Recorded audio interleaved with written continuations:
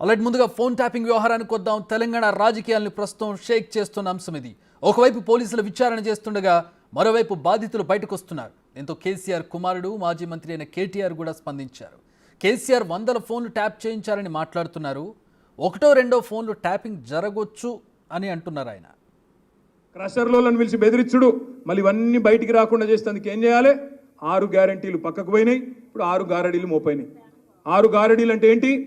ఒకటేమో కాళేశ్వరం స్కామ్ అని చెప్పి యూట్యూబ్లో ఆన్లైన్లో ఒకటి రాయాలి, ఇంకో దిక్కు బర్ల స్కామ్, ఇంకో దిక్కు గొర్రెల స్కామ్, ఇంకో దిక్కు ఫోన్ ట్యాపింగ్, ఇదట అంటే అదట, అదట అంటే ఇదట, వీళ్ళ ఫోన్ ట్యాప్ అయిందంటే వాళ్ళ ఫోన్ ట్యాప్ అయిందట.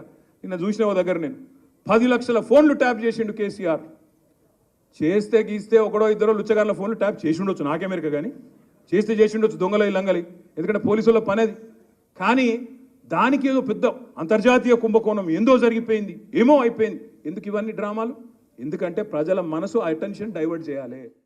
విన్నర్గా కేటీఆర్ ఏమన్నారో, కేసీఆర్ 100 ఫోన్లు ట్యాప్ చేయించలేదంటూనే ఏదో ఒకటో రెండో ఫోన్లు ట్యాప్ జరిగి ఉండొచ్చు అని చెప్పడం అంటే నిజం ఒప్పుకున్నట్టేనా? ఈ ఇష్యూపై నిన్న కూడా కేటీఆర్ మాట్లాడారు. ఏం పీకలేరంటూ తనదైన స్టైల్లో కామెంట్ చేశారు. అందుకే దాన్ని కవర్ చేయడానికి ఏం చేస్తుండు?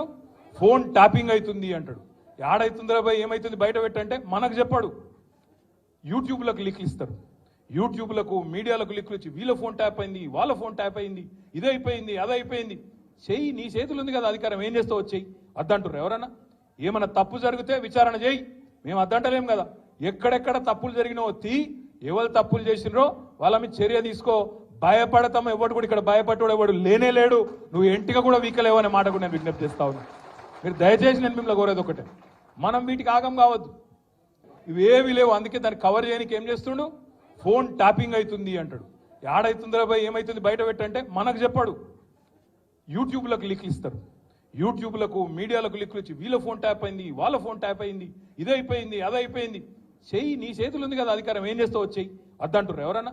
ఏమన్నా తప్పు జరిగితే విచారణ చేయి, మేము అద్దంటలేం కదా. ఎక్కడెక్కడ తప్పులు జరిగినావో తీ, ఎవరు తప్పులు చేసినరో వాళ్ళ మీద చర్య తీసుకో.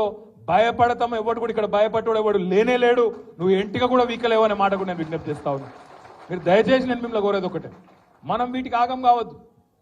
సో నిన్నటికి ఇవాళకి కేసీఆర్ రియాక్షన్ అది. నిన్న ఏం పీకలేమంటూ ఒక కామెంట్, ఈరోజు చేసుంటే 1-2 ఫోన్లు, 1-2 ఫోన్లు ట్యాప్ చేసి ఉండొచ్చు, లక్షల ఫోన్లు ఎక్కడ చేస్తామంటూ మరొక మాట. కొన్ని లక్షల ఫోన్లు ట్యాప్ అయ్యాయి, మన ఫోన్ కాకపోతే పెద్ద వ్యవహారం కాకపోవచ్చు, కానీ బాధితులు ఎవరైతే ఉన్నారో వాళ్ళు ఒక్కొక్కరిగా బయటకు వస్తున్నారు, వాళ్ళకి ఇది చాలా పెద్ద వ్యవహారం. ఒక ఎమ్మెల్యే కావచ్చు, ఒక రియల్ ఎస్టేట్ వ్యాపారి కావచ్చు, వీళ్ళ ఫోన్లు ట్యాప్ అవ్వడం వాళ్ళకి పెద్ద వ్యవహారం, చేయించిన వాళ్ళకి పెద్ద వ్యవహారం కాకపోవచ్చు. రెస్పాన్స్ వస్తూ ఉంది దీనికి సంబంధించి.